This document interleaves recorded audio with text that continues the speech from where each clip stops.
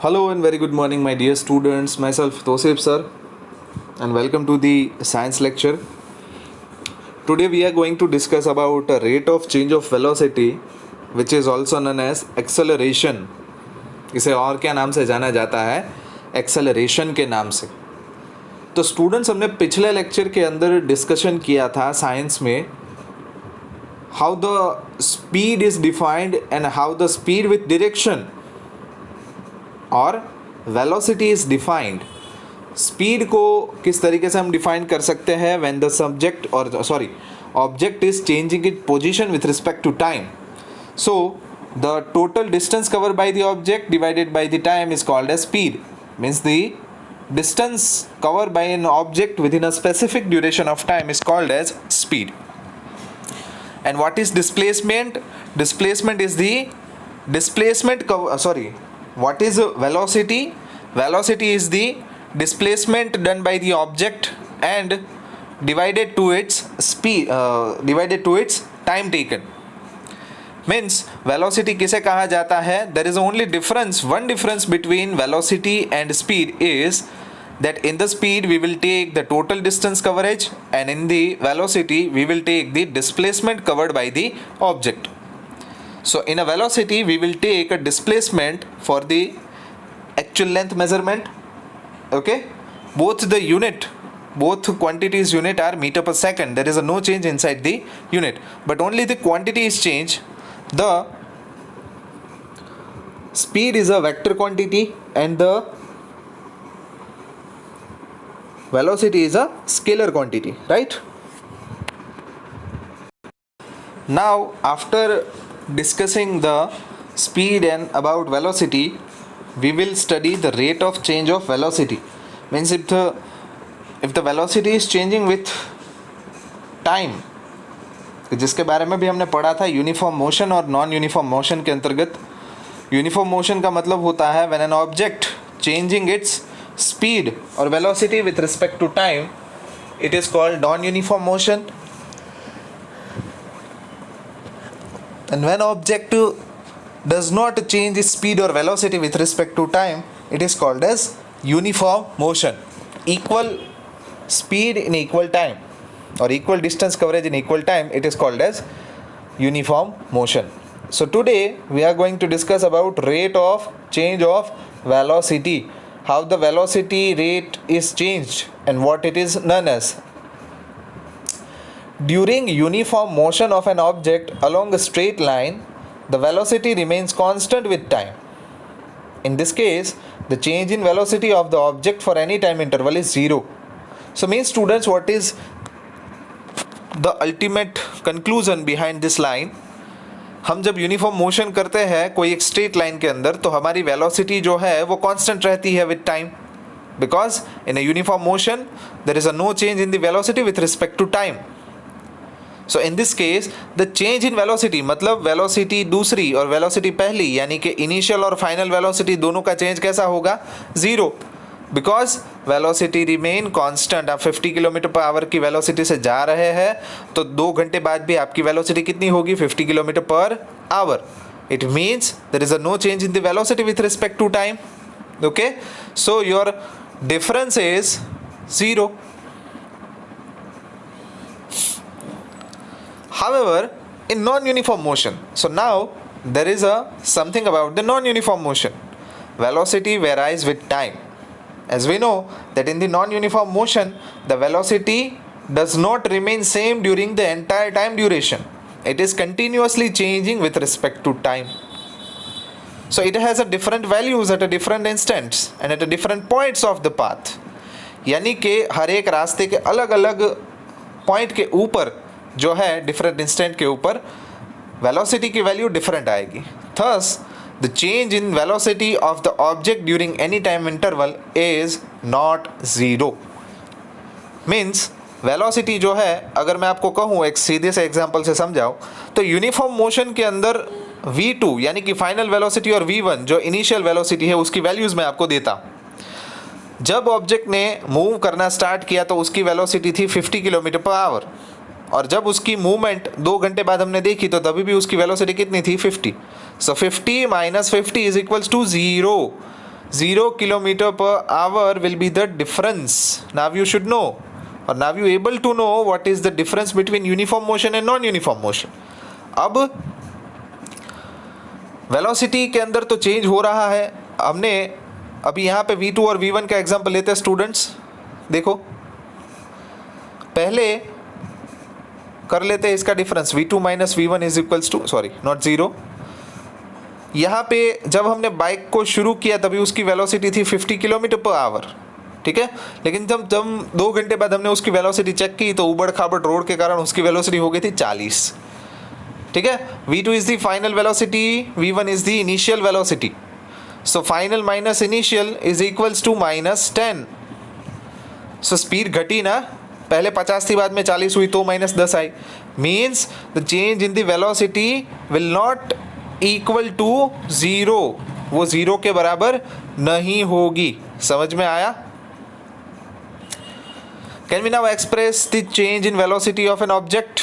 To answer such a question, we have to introduce another physical quantity called acceleration. हमें एक और quantity यहाँ पे लानी होगी, फिजिकल क्वांटिटी, कि जिसको जाना जाता है किस नाम से? एक्सेलरेशन के नाम से. एक्सेलरेशन का मतलब क्या होता है? The change in velocity due to non uniform motion during the time taken, which is a measure of the change in velocity of an object per unit time. यानी कि वेलोसिटी के चेंज होने का रेट पर्टिकुलर टाइम के अंदर, यानी कि velocity के चेंज होने का रेट क्या होगा पर्टिकुलर टाइम के अंदर, उस क्वांटिटी को क्या कहा जाता है दोस्तों? एक्सेलरेशन. तो please tick mark the definition. Acceleration is equals to change in velocity divided by time taken. यानी कि वेलोसिटी में चेंज होने का rate divided by taken time. It is called nothing but acceleration. If the velocity of an object changes from the initial value u to the final value v in time t, so we are now denoting the change in velocity and time taken. यानी कि अगर आपका object कोई शुरू करता है अपनी velocity कोई एक पॉइंट से, वहाँ पे उसकी वेलोसिटी क्या होगी? u. नाम दे दिया उसको. देखो initial velocity is equals to u. Final velocity denoted by small v, and the time taken is denoted by small t. So now my dear students, what will be the equation? Acceleration is denoted by small a. So change in velocity is what? Final velocity minus initial velocity. Final और initial के बीच का जो difference होगा, and because of the difference you will get the change in velocity value. Okay, which is nothing but final velocity minus initial velocity divided by time taken t. So we know that final velocity is known as small v minus initial velocity known as small u divided by time taken t. That's it. So ये हो गया acceleration का equation v minus u divided by t. Acceleration अगर आपको कोई भी object का calculate करना है then you should calculate in this following manner. a is equals to v minus u divided by t. This kind of motion is known as accelerated motion. Acceleration हम कहते हैं ना बाइक में कि accelerator दबाओ गाड़ी भागेगी. एक्सेलरेटर दबाने से क्या होता है कि शुरू में हमारी स्पीड कम होती है. सपोज एक एग्जांपल आप लो कि आपने जब बाइक शुरू किया तो तब आपके बाइक की स्पीड 20 किलोमीटर प्रति घंटा थी, लेकिन जैसे ही आपने बाइक को एक्सेलरेट किया, मतलब उसकी स्पीड बढ़ाई, 20 से लेकर 60 तक आप उसको ले गए, सो वो जो मोशन इंक्रीज हुई, वो जो स्पीड इंक्रीज हुई, उसको क्या कहा जाएगा? Accelerated motion. The acceleration is taken to be positive if it is in the direction of velocity. यानी कि आप कोई एक सीधे रास्ते पे जा रहे थे और वहाँ पे एक्सेलरेशन हुआ, यानी कि गाड़ी आपने इस पॉइंट से शुरू की और यहाँ पॉइंट से शुरू करने के बाद आप इस डायरेक्शन में आगे बढ़ते ही गए, आपकी स्पीड बढ़ती ही गई, तो जो एक्सेलरेशन की वैल्यू आएगी ना वो क्या आएगी? पॉजिटिव आएगी. कैसी आएगी? पॉजिटिव आएगी. But it will become negative when it is opposite to the direction of velocity. मतलब अगर वेलोसिटी की डायरेक्शन में जो यहाँ पे अगर आपकी मूवमेंट हो रही है, ठीक है, direction of velocity is in this direction, when it is negative when the direction of velocity is opposite to it, यानी कि यहाँ पे मोशन हो रही है ऑब्जेक्ट की और इसके विरुद्ध में अगर आपकी वेलोसिटी जाती है, मतलब आपकी वेलोसिटी कम होती है। कम होने के लिए क्या करना पड़ेगा, आपको ब्रेक लगानी पड़ेगी, और ब्रेक कहाँ पे लगेगी, पीछे की साइड, ठीक है। व्हीकल देखो ऐसे पहिया मूव कर रहा है, ठीक है, और आपकी बाइक आगे जा रही है, तो अब क्या होगा, जब आप ब्रेक लगाएंगे तो पहिया इस साइड घूम रहा है, तो ब्रेक कहाँ पे फोर्स लगाएगी, ऑपोजिट, तभी तो बाइक रुकेगी, और उसकी मोशन कहाँ पे होगी, पीछे में धक्का लगता है ना। So basically when our velocity decreases it is in the opposite of the direction of velocity. At that time our acceleration sign is become negative. हमारा acceleration कैसा होगा, negative. Okay, चलिए। Then after the SI unit of acceleration is meter per second square. जो acceleration का unit है वो क्या आता है, मीटर पर सेकेंड स्क्वायर। कैसे, क्योंकि यहाँ पे देखो वेलोसिटी का यूनिट क्या आएगा, मीटर पर सेकेंड, और डिवाइड में तो ऑलरेडी टाइम है और जिसका यूनिट सेकंड है, तो second multiply by second, second का स्क्वायर। प्लीज़ 2s कोई मत बोलिएगा, हाँ, s multiply by s is equals to s square. So the unit of acceleration is metre per second का square, that's it. So this will be the unit of acceleration. If an object travels in a straight line and its velocity increases or decreases by equal amounts in equal interval of time, then the acceleration of an object is said to be uniform. अगर straight line में कोई object travel कर रहा है और उसकी velocity increase हो रही है equal time में, और कभी उसकी velocity decrease हो रही है equal time में, then the acceleration of the object is said to be uniform. Okay? The motion of a freely falling body is an example of uniformly accelerated motion. कोई body जो है वो गिर रही है, कोई एक जगह से क्या हो रही है, गिर रही है। So it is an example of uniformly accelerated motion. वो एक यूनिफॉर्म एक्सेलरेटेड मोशन का उदाहरण है, क्योंकि ऊपर से जब कोई ऑब्जेक्ट नीचे गिरता है तो उसकी मोशन जो है वो कंटिन्यूअसली, उसकी मोशन की स्पीड जो है वो क्या होती जाती है, इंक्रीज होती जाती है। वेलोसिटी की स्पीड क्या होती जाती है, इंक्रीज होती जाती है। On the other hand an object can travel with a non uniform acceleration if its velocity changes at a non uniform rate. यानी कि कई बार अगर वेलोसिटी का रेट जो है चेंज होने का वो नॉन यूनिफॉर्म हो, यानी कि रेगुलर टाइम इंटरवल में रेगुलर एक्सेलरेशन ना होता हो, तभी उसकी जो मोशन होगी वो नॉन यूनिफॉर्म एक्सेलरेशन कहलाएगी। For example, if a car traveling along a straight road increases its speed by unequal amounts in an equal interval of time, then the car is said to be moving with non-uniform acceleration.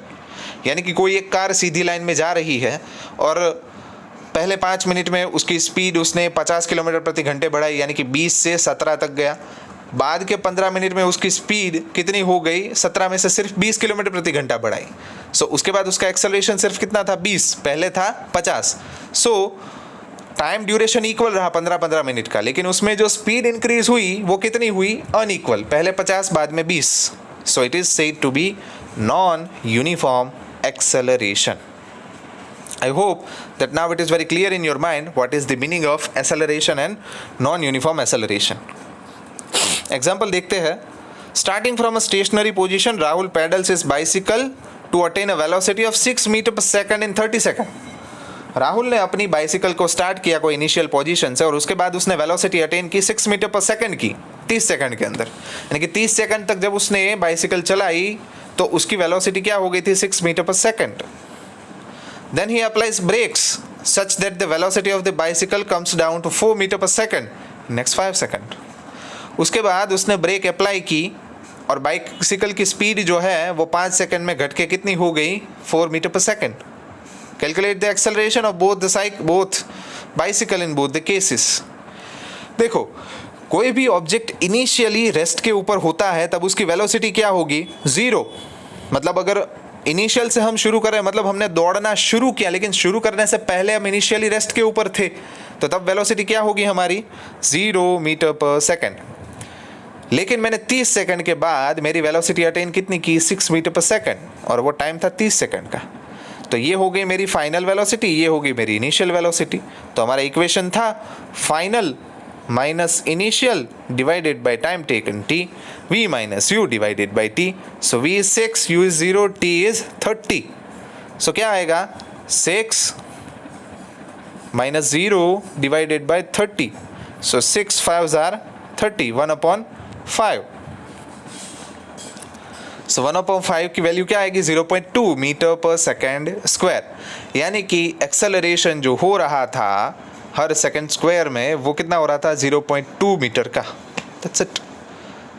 Second case में क्या हुआ, आप 6 kilometre प्रति घंटे metre पर second की speed से जा रहे थे, अचानक एक खड्डा है और आपने ब्रेक लगा दी, तो 5 ही सेकंड में आपकी स्पीड 6 से ले घट के 4 मीटर पर सेकंड हो गई। बाद में आपने साइकिल शुरू कर दी, ठीक है। तो फाइनल वेलोसिटी कितनी हुई आपकी, यानी कि खड्डा आया और ब्रेक मारी, तो ब्रेक मारने के बाद वेलोसिटी है उसे फाइनल कहा जाता है 4 मीटर पर सेकंड।